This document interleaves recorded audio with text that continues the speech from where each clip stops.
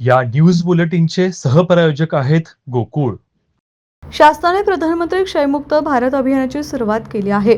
या पार्श्वभूमीवर छत्रपती प्रमिलाराजे सर्वोपचार रुग्णालय येथे राजश्री छत्रपती शाहू महाराज शासकीय वैद्यकीय महाविद्यालयाचे अधिष्ठाता डॉक्टर एस बिसे आणि क्षय व उरोगशास्त्र विभागाचे वैद्यकीय अधिकारी डॉक्टर नितीन कुंभार यांनी रुग्णालयातील 2 क्षय रुग्णांना व त्यांच्या घरातील व्यक्तींना पोषण आहारासाठी फूड बास्केटची मदत केली.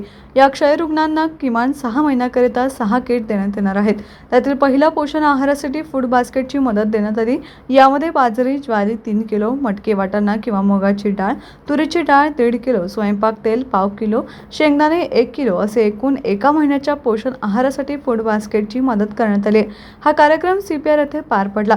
याप्रसंगी वैद्यकीय अधीक्षक डॉक्टर भूषण मिर्झा, क्षय व उरोगशास्त्र विभागाच्या विभाग प्रमुख डॉक्टर अनिता सैबनावर, कान नाक घशाशास्त्र विभागाचे विभाग प्रमुख डॉक्टर अजित लोकरे, बालरोग विभागाच्या विभाग प्रमुख डॉक्टर संगीता कुंभोजकर, डॉक्टर नितीन कुंभार, वैद्यकीय अधिकारी डॉक्टर गिरीश कांबळे, अधिसेविका श्रीमती भोसले, श्रीमती बिवसे, समाजसेवा अधीक्षक बाजीराव आपटे, महेंद्र चव्हाण, अजित भास्कर यांच्यासह महाविद्यालय व रुग्णालयातील अधिकारी व कर्मचारी उपस्थित होते.